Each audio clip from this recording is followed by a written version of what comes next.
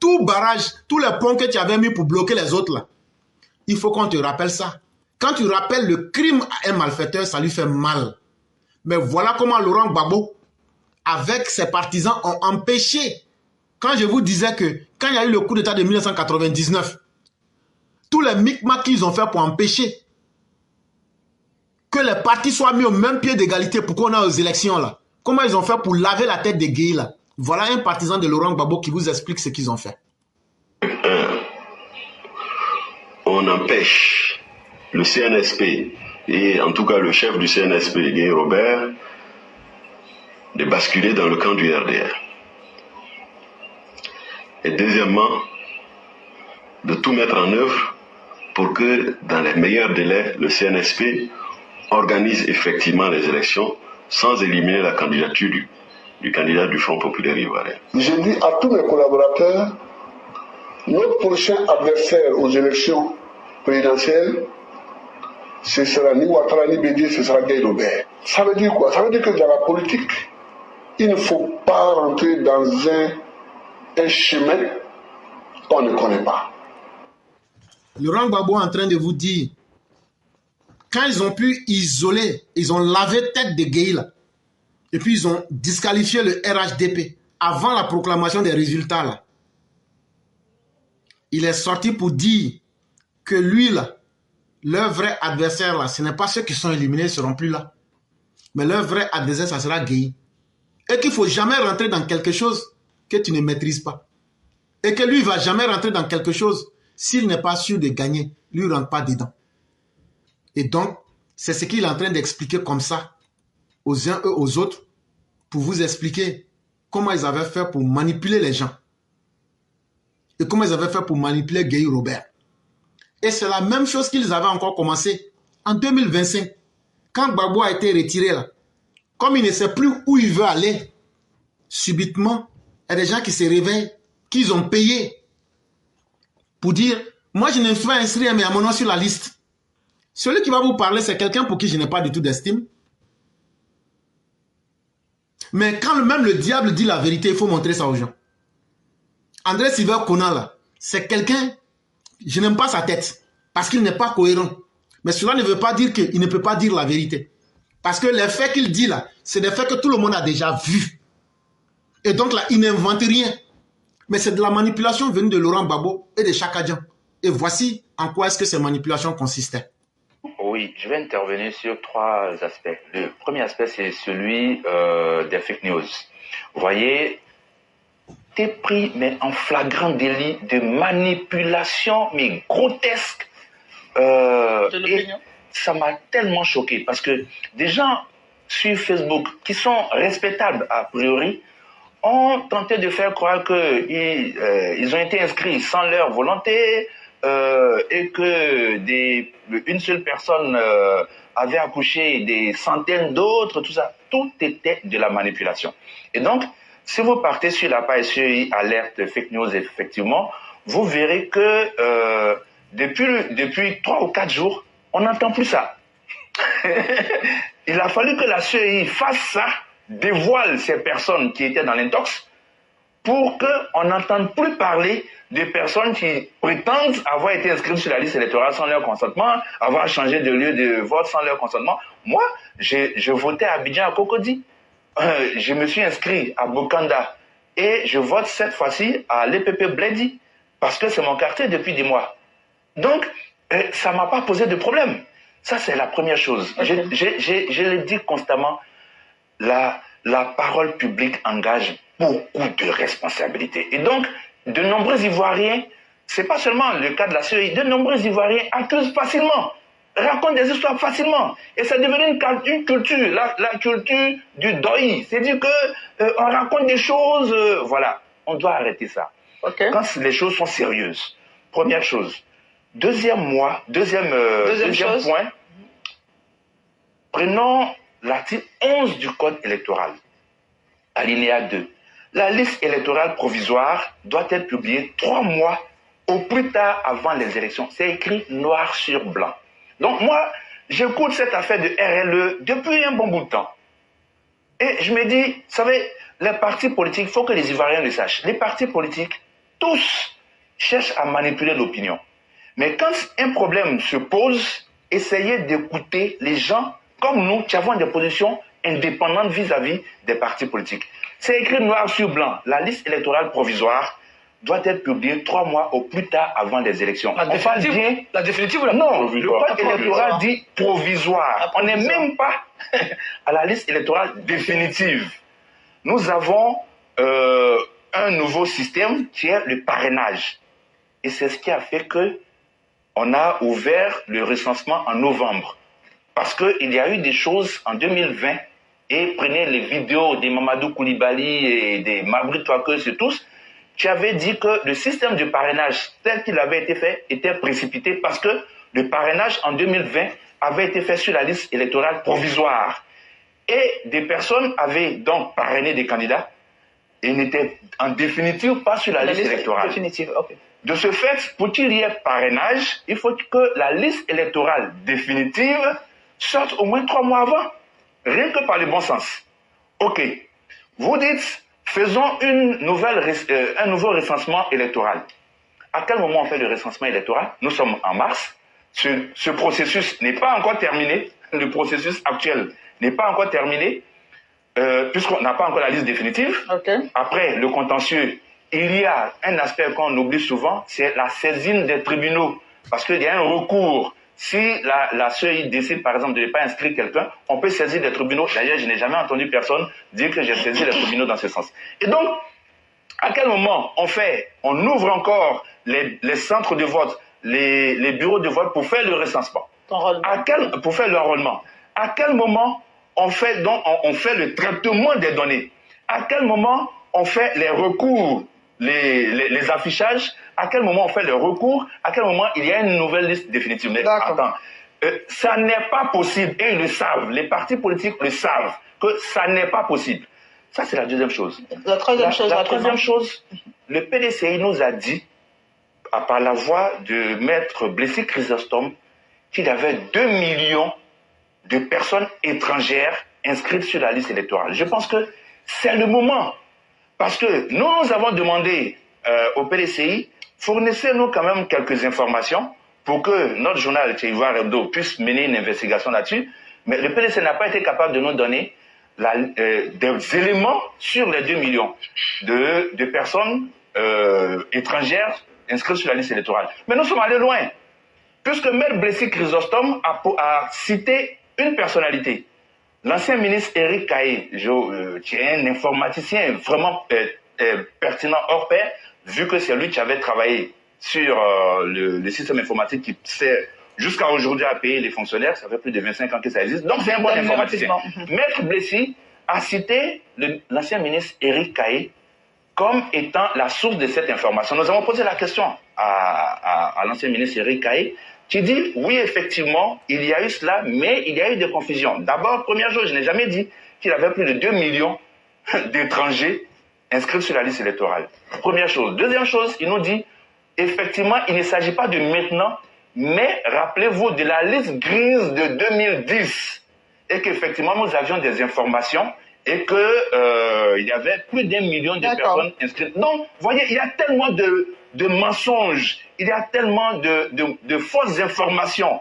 Il faut qu'on revienne vers l'orthodoxie de la politique. Merci André. Ok. Et donc, chers parents, les élections qui vont se passer en Côte d'Ivoire, là, c'est que le monsieur vient d'expliquer là. Je vais expliquer simplement. Les opposants là, ils sont dans une manipulation sans fin. On leur a demandé, tout le monde a entendu ici, à l'Assemblée nationale, Chrysostome dit qu'on avait plus de 2 millions de personnes qui sont étrangères, qui étaient inscrites sur la liste électorale. Le journaliste l'a dit que lui, il allait demander à Blessy, c'est où vous avez enlevé l'information là. Il dit, ah, l'information là, c'est Éric Caillé qui nous a donné l'information. Il dit, lui, il est parti chez Éric Caillé. Il dit, Blessy Chrysostome dit que tu lui as dit qu'il y a 2 millions d'étrangers sur la liste électorale. C'est comment? Éric Caillé dit, je ne lui ai jamais dit qu'il y a 2 millions d'étrangers sur la liste électorale de 2025 là. Il dit ça fait 1. Il dit de 2, ce que je lui ai dit. La liste grise de 2010. Souvenez-vous, j'ai fait une émission ici où j'ai dit que Gbagbo, un jour s'est levé et dit qu'il y a beaucoup d'étrangers sur la liste. Ils ont enlevé 1 500 000 personnes. Il dit justement, c'est de cette liste-là que je suis en train de parler. Mais moi, je vous dis que Maître Kaye ment. Chrysotome aussi ment. En plus de ce que le journaliste a dit là. Parce qu'il y a ce qu'on appelle l'induction. C'est un système de réflexion. Quand deux personnes parlent là, ton esprit peut te permettre de comprendre. Parce que Maître Blessy n'est pas bête pour aller dire, là où même à l'initial en 2010, on ne parlait pas de 2 millions sur la liste grise, on parlait de 1 500 000. Soit Maître Chrysotome a carrément menti et il a transformé les faits. Mais quand on lui a demandé c'est qui t'a dit, il dit c'est Éric Kaye qui m'a dit. Éric Kaye dit que lui n'a jamais dit que sur la liste électorale de 2025, là, qu'il y a 2 millions, que lui parlait de la liste de ces personnes qui avaient été rejetées en 2010. Mais la question que je me pose, quel est l'intérêt de parler de quelque chose qui s'est passé en 2010? Si c'est vrai ce que Kaye dit là, Éric Kaye dit là, quel est l'intérêt? Quelqu'un qui est en train de te parler de la liste de 2025, toi tu lui parles de la liste de 2010. Les deux mentent. Que ce soit Kaye, que ce soit Chrysotome, les deux mentent. C'est un mensonge qu'ils ont fabriqué. Comme ils n'ont pas le courage les uns et les autres d'accepter, ils sont en train de noyer le poisson dans l'eau. Mais à la réalité, c'est du mensonge, ça n'existe pas. Et si les 2 millions existaient, si les 2 millions d'étrangers existaient, j'ai le plaisir de vous annoncer que nous, la classe éclaireur pro-vérité, les premiers éléments ont commencé déjà à poser plainte contre Chakadjan. Et oui, aujourd'hui, 24 mars 2025, là, nous, on a posé plainte contre Chakadjan. Je lis le document. Récépissé de dépôt de réclamation. À gauche, là, il y a un sticker qui est là. Et maintenant, là, CEL, ça veut dire la commission électorale locale. CEC, Cocody 07. Type de réclamation, radiation. Nom et prénom du réclamant, XYZ. Quand même, je ne vais pas vous dire. Voilà. Équipe CEL de réception. Entre parenthèses, nom et prénom. Celui qui a reçu là, je vois son nom en face de moi ici. C'est écrit en bic avec sa signature. Ça a été déposé quand? Quand on est maintenant à la droite. Date de dépôt, 24 3e mois 2025. Nombre de pièces jointes à la réclamation, 3. Réclamant ou réclamante, nom et prénom. Voilà le nom et le nom de la personne avec sa signature. Et c'est signé, lu et approuvé, point. Chakadjan, c'est qu'on t'a promis, on en fait. Mais ce n'est pas suffisant. J'incite encore tous les Ivoiriens. Si nous, on a pu faire, et puis on n'a pas encore coupé notre tête là, c'est que toi aussi, tu peux faire.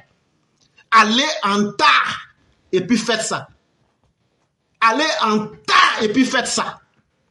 On va faire lire l'heure à ces ingrats qui veulent aujourd'hui éventrer les Ivoiriens. C'est un exemple concret. Ce qu'on vous a dit là, on a fait. Mais on va continuer, hein, ça ne s'arrête pas là. On va faire peut-être au moins 200, 300. Et puis on va les déposer. Quand un vrai garçon parle, il fait. On vous a dit de faire. Bon, nous, on a fait. Et on va continuer de faire. Donc toi, tu peux faire aussi. Chakadjan, ce que je t'avais promis là, je fais. Et je dis merci à tous ceux qui sont des hommes dignes. Et de continuer ce combat-là, parce que c'est un combat par dignité. Mais encore dans leur mensonge, revenons à leur mensonge pour bien expliquer ça à nos parents. Les opposants que vous voyez là, en 2020, des gens comme les Madou Koulibaly, les gens comme les Mabri, quand ils étaient dans leur CNT là, ils disent que le parrainage là, on prend peut-être 1000 personnes. Elles mettent leur signature sur un papier pour dire que le candidat là, nous on est d'accord qu'il n'a qu'à être président de l'élection présidentielle. C'est ce qu'on appelle le parrainage. Ils disent, mais pourquoi? En 2020, là, ils disent, mais pourquoi on va choisir ceux qui doivent parrainer dans la liste électorale provisoire? Il faut qu'on attende que ce soit la liste définitive. Quand on aura la liste définitive, là on est sûr que tous ceux qui sont sur la liste définitive, là, eux, là, on ne peut plus enlever, là. C'est là, maintenant, on va faire les parrainages. Et donc, pour ça, il faut qu'au moins, la liste définitive, là, sorte au moins 3 mois avant les élections. Ce sont eux-mêmes les opposants qui ont dit ça. On dit, il n'y a pas de problème, on tient compte de ça. En 2024, le gouvernement dit, venez, on va faire le recensement. Les mêmes opposants disent, ah non, on n'est pas prêt. Non, on n'est pas prêt, il faut attendre d'abord. Parce qu'ils avaient leur plan en tête. Comment mélanger la situation pour qu'il n'y ait pas d'élection en 2025. Déjà, quand ils ont dit d'attendre, on dit, mais on va attendre pourquoi?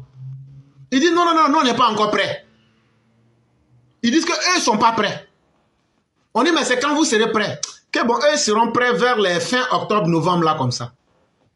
C'est pourquoi vous avez vu cette année-là, la CEI a fait, en 2024, l'enrôlement à la date indiquée par les mêmes opposants.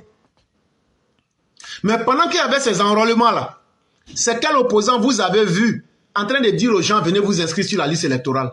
Rien. Mais quand l'enrôlement, il restait quelques jours, ça va finir là. Ils ont couru encore, ils sont allés faire réunion. Que non, que la période là est courte. La CEI a ajouté une semaine en plus. Ce que je raconte là, ce ne sont pas des faits que j'imagine. Et si je mens là, venez dire que c'est faux. Ça s'est passé devant nous tous, mais les gens oublient vite. La CEI a ajouté une semaine de plus. Après les une semaine, aujourd'hui nous sommes en train de vous parler. Le 17 mars 2025, la liste provisoire est sortie. Quand la liste provisoire est sortie là, on a remis des clés à chaque parti politique le 17. On dit, allez vérifier les 2 millions d'étrangers, les quoi, la femme qui avait 50 enfants, tout ce que vous avez vu là. On vous remet les clés. Tout le monde a la même information. Le 22 mars 2025 là, on dit, s'il y a un problème là, il faut venir signaler. Comme de la manière, nous on allait signaler chaque agent aujourd'hui là. Et puis on nous a donné notre reçu là. On dit, non, qu'à aller les 2 millions qui sont dessus, non, qu'à signaler. Mais qu'est-ce qu'on constate? On n'entend plus parler de 2 millions. On n'entend plus parler de quoi que ce soit. C'est comme s'il n'y avait jamais rien eu en Côte d'Ivoire. C'est comme s'il n'y a absolument rien eu en Côte d'Ivoire. Mais c'est quand même chose étrange. Comment? La liste électorale qui était truffée d'étrangers. La liste électorale qui faisait l'objet de toutes les récriminations. Maintenant qu'on on invite maintenant les opposants, on n'entend même plus parler encore de 3 millions, de 2 millions, de 5 millions de personnes. Ils sont rentrés en brousse. Et quel est le nouveau jeu qu'ils avaient voulu créer? La semaine passée, on voit des gens, c'est eux qui se lèvent. Il y avait mon nom sur la liste. Mais pourtant, je ne me suis pas inscrit. C'est comme ça. Ils ont écrit mon nom. Je n'ai pas changé. Quand la CEI a commencé à faire sortir leurs photos avec leurs informations, ils disent, là où Afel est en train d'arriver là, c'est vrai qu'on nous a envoyé pour mentir aux gens. Hein. Mais dès que j'ai menti là, il y a une page de la CEI. Quand tu mens net là, quand ils prennent l'information là, on met ta vraie photo là. Ta photo, tu t'es pas brossé, tu n'as pas lavé ton visage là. Et puis tu es allé à la CEI pour t'inscrire là. Ils mettent la photo là comme ça, bah, et puis ils mettent ton mensonge à côté. Quand ils ont fait ça, tous ceux qui sont sortis là, la CEI les a couru avec leur âme là. Ils disent, ça là, il y a prison dedans, moi je ne fais plus. La même semaine là, ça cessait automatiquement. Et on ne parle plus de 2 millions d'étrangers. Alors qu'on a attrapé le chef des étrangers, Chaka Diam Tiam, et on allait déposer un document de radiation contre lui. Je viens de vous lire ça en face, maintenant ici. Eux qui avaient vu 2 millions d'étrangers, là, eux subitement ne voient rien. Mais j'ai encore le plaisir de dire à nos opposants que j'ai encore mieux à leur offrir. Il y a 20 882 personnes qui ont été radiées de la liste électorale. La liste électorale provisoire que vous voyez là, avant que ça ne sorte pour devenir provisoire d'abord là, il y a 20 882 personnes qui étaient dessus, on les a enlevées, on les a radiées.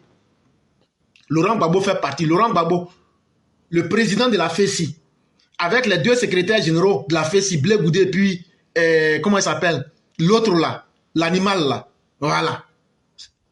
Je le déteste. Blé Goudé et puis l'animal là. L'animal qui se promène au Niger là. Eux là, ils sont dans les 20 822 personnes qui ont été radiées. Parmi les 20 882 personnes qui ont été radiées là, il y a 293 qui ont perdu leurs droits civiques et politiques. Ah oui, ça veut dire eux-mêmes là, c'est fini. Ils sont dans le même cas que Gbagbo. Il y a 293 personnes qui sont dans le même cas que Gbagbo. Maintenant, il y a 20 529 personnes. Et ces personnes-là sont décédées. Ces personnes sont décédées. Et donc, actuellement, là, la liste provisoire, là, allait déposer en tas les réclamations pour qu'on enlève Chaka-Dian dans la liste électorale. Il a parlé de vous, hein, les EPV. Il dit qu'il y a des gens qui sont en train de dire qu'on doit enlever son nom sur la liste électorale. On va le piquer là où ça va lui faire mal. Et puis on va voir où ça va nous conduire. Guerre civile que vous voulez mettre sur nous là, on va faire ça ensemble. Mais on ne va pas reculer. La loi va s'appliquer. Que je suis petit-fils d'Oufo Boigny. Quelqu'un que tu ne respectes même pas. Donc cela étant dit, c'est maintenant dans la peur qu'ils veulent amener les Ivoiriens. Si le nom de Gbagbo n'est pas sur la liste, si le nom de Gbagbo n'est pas sur la liste, bon, si le nom de Gbagbo n'est pas sur la liste, vous allez faire quoi? Et ceux qui vous connaissent là, nous disent que vous n'êtes rien. Dans nos kéké, ça, c'est toi qui incites à la haine, tu demandes aux jeunes d'apprêter les quêtes dans nos kéké. Mais vous étiez aux commandes, là, vous payez les RAV4 pour donner aux filles. Moi, tu faut bien me regarder. Tu as payé RAV4 pour donner à ta copine. Tu as volé l'argent de l'État pour payer RAV4 pour donner à la femme. Vous voulez qu'on vous étale sur la toile ici, parce qu'on n'a pas envie de parler, vous voulez nous faire parler. Vous voulez qu'on vous étale sur la toile ici, dans nos guégués. Toi, tes enfants sont à l'étranger. Peut-être tu demandes que les enfants apprennent leur léquer pour aller dans la rue. Ça, comment vous n'avez pas honte même? Le président Alassane vous a dominé sur tout. Donc ça vous fait tellement mal que c'est votre haine que vous voulez déverser la politique de la vengeance dans nos guégués. Moi, quand j'étais ministre, tu payais voiture pour donner aux femmes. Vous voulez qu'on vous étale sur la toile ici dans nos guégués? Toi, tu dis aux enfants de porter les quais?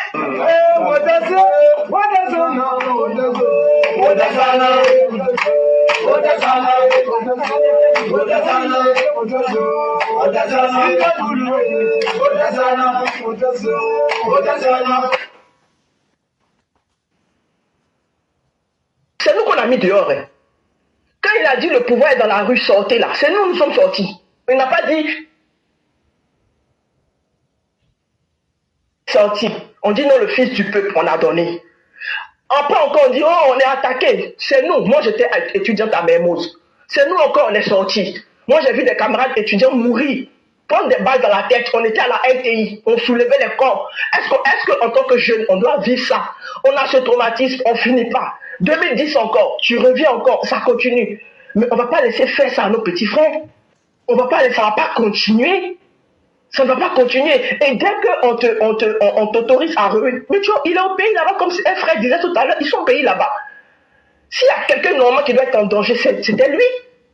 Donc si lui il est là-bas, tous les opposants sont là-bas, ils font leur campagne tranquille, personne ne les dérange, et ceux qui sont en Afrique te disent que c'est sous escorte même, ils ont des escortes, ils sont pas en danger. Donc pourquoi nous, les Ivoiriens de la diaspora, pardon, on doit toujours mettre le feu? Comme ce que la dame disait tout à l'heure, il y a nos parents là-bas, moi ma mère est là-bas, c'est moi celui qui suis ici, toute ma famille, tout le monde est là-bas.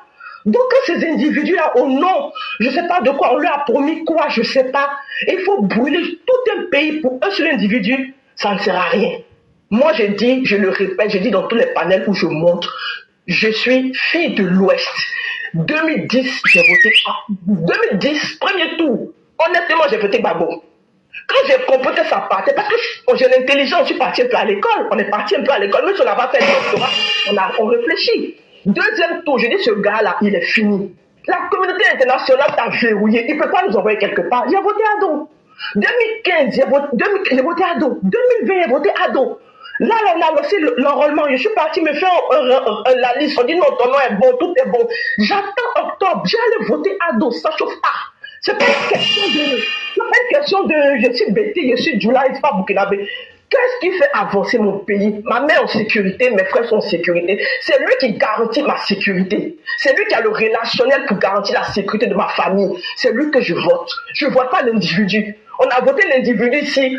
Il ne nous a pas emmenés quelque part. Je ne suis pas en train de dire des méchancetés, mais il ne nous a pas envoyés quelque part. Il y en a qui vont te dire, oui, on l'a empêché de gouverner, oui, ça c'est le passé. Mais de grâce, les Ivoiriens, on ne va pas repartir 15 ans en arrière. Même si tu es au CE1, quand tu aimes ta maîtresse, ma maîtresse de CE1, elle était gentille, mais je suis passé au CE2. Ou bien il a dit non, comme j'aime ma maîtresse de CE1 là, je ne peux plus aller au CE2 et rester au CE1. Il ne voit rien. On est parti au CE2, on n'a qu'à laisser la maîtresse de CE1 derrière. Avançons. Si Ado ne peut pas, il va dire ah mes enfants, je suis fatigué, prenez-lui là. Même s'il met Cabri, nous là, on va le voter Cabri. Si tu n'as jamais gouverné, tu peux critiquer Ado. On peut dire, peut-être que lui là, il peut être plus fort qu'Ado. Mais si tu as déjà, on connaît déjà tes défauts, on connaît déjà tes lacunes, frère, tu ne peux rien nous apporter, tu n'es pas crédible. Donc c'est ce que moi je voulais dire. Laissez ce sans honte. Après ma vidéo sur les jeunes, où j'ai dénoncé que les jeunes ne vont pas sortir pour Gbagbo, pour Soro, j'ai commencé à recevoir des menaces. Les gars me menacent. Ils disent, ils vont venir chez moi. Certains disent ma vie risquée, ma vie en danger, etc., etc. Je reçois des inbox. Après la vidéo, là, les gars sont en train de me menacer. Mais moi, j'ai un message pour vous. Les sauvages, là. Moi, je ne suis pas pro-Ado, je ne suis pas pro-Ouattara, je ne suis pas pro-Gbagbo, je ne suis pas pro-Soro. Moi, je suis pro-jeune. Moi, je suis là pour la jeunesse. Vous me menacez, vous allez venir, vous pouvez venir chez moi. Chez moi, là, tout est sérieux automatique. Après, chez le président Ado, là, c'est chez moi la maison qui est plus sécurisée en Côte d'Ivoire ici. Après, chez Ado, là, la maison la plus sécurisée, c'est chez moi à la maison. Déjà, même devant mon entrée, là, j'ai une caméra de scanner. Il va te scanner jusqu'à tes os. Je suis dans ma chambre, dans ma télé, puis je vois tes os. Pour rentrer, ma porte là, pour rentrer là, c'est un bunker. Pour rentrer, même déjà, c'est une série automatique. Je vais vous montrer l'exemple. Voici par exemple un exemple. Ça, c'est pour, voilà. Pour rentrer là, voici ça, c'est série automatique. Ça marche en empreinte. Donc, je ne suis pas dans votre maison vis-à-vis à vos psychobois là. Si on vous dit la vérité, si ça cause la vérité, vous voulez menacer les gens, vous n'avez rien vu encore. J'ai dit aucun jeune ne va sortir. Les Gore, les Soro, les Blé Goudé, les partisans, les jeunes, vous n'avez rien vu encore. Personne ne va sortir. Cette année-là, on va rester chez nous à la maison. Les élections vont se passer tranquillement. Les résultats vont sortir tranquillement. Ouattara sera voté tranquillement. Vous aurez que vos yeux pour pleurer. Les jeunes inutiles comme ça, vous êtes là, au lieu d'aller travailler, pour gagner votre vie, c'est derrière Gbagbo, vous êtes en train de tourner. Venez chez moi. Venez chez moi à la maison, je vous attends. Il n'y a pas de maison qui est plus sécurisée que chez moi. Après chez Ado, là, sur le Côte d'Ivoire, il n'y a pas une maison qui est plus sécurisée que chez moi. Les sauvages comme ça, là, vous croyez que nous, on n'a rien à faire? En 99, beaucoup de jeunes sont morts. En 2010, beaucoup de jeunes sont morts. Les jeunes n'ont qu'à sortir encore pour aller faire vos conneries, là. Dites à Gbagbo d'aller au champ. Dites à Soro, les garçons, n'ont qu'à venir. Nous, on est là, on est serrés, on l'attend. Donc, vos menaces, là, ça ne peut rien me faire. Personne ne me nourrit en Côte d'Ivoire. Gbagbo, là, il ne va jamais devenir président jusqu'à la Côte d'Ivoire a fini. Au lieu de réfléchir au bien de votre pays, comment le pays va faire pour avancer, pour payer ses dettes, pour régler ses problèmes, et en train de passer au retour de Gbagbo. Vous êtes frustrés, couchés dans vos maisons, malheureux, couchés comme ça, en train de ne rien faire. Ouattara, ce que Ouattara a fait, la Gbagbo peut faire. Regardez le pont d'Akwaba, l'échangeur d'Akwaba. Regardez comment Abidjan est dégagé. Regardez les rues. Quand tu prends tes narines en derrière, fusée de, comment on appelle, Elon Musk, là. Quand tu prends Authority, tu vas à Yamoussoukro, tu peux aller même à Gagnoua, pour aller à Saint-Fra, là. Tes narines nouvelles, là, qui est dedans, tu ne vois pas. Bah, vous pouvez faire ça. Vous pensez que vous êtes sauvage. Envoie un jeune dehors. Envoie un jeune dehors. Tu es garçon, là, tu es jeune, là, il faut sortir. Tu vas voir. Dès que tu sors, là, trouve à l'ordre public, 10 ans dans ton corps. La Côte d'Ivoire est un état de droit. Ici, là, on respecte le droit. On ne sort pas comme ça. Tu es garçon, il faut sortir. Gbagbo a nourri quelqu'un. Gbagbo, moi, peut me nourrir. Et donc, tout ce que vous avez entendu, ce n'est pas la voix de l'éclaireur. Ce sont des gens indépendants qui s'assument, qui ont dit ce qu'ils pensent. Et ça, ce sont des gens qui ne sont même pas des supporters du président Dr Alassane Ouattara. Mais parce que des gens qui ont compris que leur vie n'est pas au service de Laurent Gbagbo. Et ça, c'est déjà une très bonne chose. Parce que ceux qui vont s'hasarder à penser que c'est un amusement, l'individu Laurent Gbagbo, là, lui-même, là, on vient de traiter son cas et puis c'est pas aller quelque part. Donc, c'est pas vous, des humanoïdes de la périphérie, Je dis bien des humanoïdes de la périphérie. Façon que nous, les militants RDR, on a la haine contre vous, là. Si Dieu nous donne la chance de vous avoir, là, eh Dieu. Bon, en octobre, là, nous tous, on sera au pays là-bas. Si vous êtes garçon, de la manière, vous dites que vous êtes garçon, là, c'est comme ça que nous nous menons gratte. Ceux qui ne sont pas garçons, là, quand vous finissez de voter, vous rentrez chez vous. Maintenant, ceux qui sont gamés dans leur tête comme nous autres, là, moi, je ne vais pas rester à la maison. Mais je ne demande pas à quelqu'un de suivre mon exemple. Parce que chacun est le PDG de sa vie. Je vous ai dit ici, je suis le PDG de ma vie. Et puis si je meurs là, même mes enfants ne vont pas regretter. Parce que ils ne vont pas dire que comme tu allais te faire tuer là, on n'a pas l'argent pour aller à l'école. Je vais tout apprêter. Et puis après là, le reste là, c'est eux-mêmes qui décident. Parce que moi-même là, c'est moi, je choisis ma vie. Je choisis aussi comment je vais finir ma vie. Quand vous êtes malade là, nous on va vous soigner une bonne fois. Et ça là, on va vous djoufanta et sans état d'âme.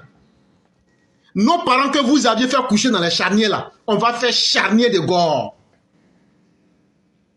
On va faire charnier, vous allez faire monument aux morts aussi comme nous. Nous on a plus de raisons qu'il y ait la violence que vous. Vous là, vous voulez la violence pour faire plaisir à Babo. Nous on veut la violence là pour vous mater et pour prendre la revanche sur toutes les conneries que vous avez faites. Et ça là, tant qu'on n'aura pas eu l'occasion de se venger là, on vous regarde et on vous attend. Donc 2020 là, ce qui advienne que pourra. Mais il n'y a pas quelqu'un qui va reculer devant son ami garçon. Ça, apprêtez-vous. On vient d'enlever le nom de votre individu Babo. Mais les soins qu'on va vous appliquer là, ça sera un choc thérapique.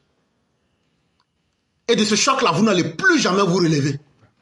Parce que la vermine et la canaille, quand vous les laissez prospérer, ça ne fait qu'empoisonner la société. Des poisons de notre société comme vous, avec votre chef microbe Laurent Gbagbo, on vous attend cette fois-ci. Ça, c'est pas parole, hein. La réalité, là, on va se trouver sur le terrain. On va vous taguer en désordre. Ça ne sera même pas Ouattara avec son armée. Les parents des gens que vous avez massacrés, là, c'est eux. Les survivants, là, c'est nous. On ne va pas vous louper cette fois-ci. Et cette fois-ci, là, on va préférer mourir dans les rues d'Abidjan que de croiser les bras. Dans les quartiers, on va commencer à vous gérer cour par cour, carrefour par carrefour, îlot par îlot. Si vous criez sur Facebook, là, pour nous, ce n'est pas crier. Nous sommes des gens de terrain. Et cette fois-ci, là, on a gammé tous nos gars. Cette fois-ci, là, toutes les conneries que vous avez fait en 2020, là, on va faire vengeance de ça aussi. Là, quand c'est comme ça, là, vous allez voir tout le mal que vous avez fait aux Ivoiriens et vous n'êtes pas capable de reconnaître le mal fait et vous ne voulez pas vous repentir, là. On va vous accorder la sentence qu'il vous faut.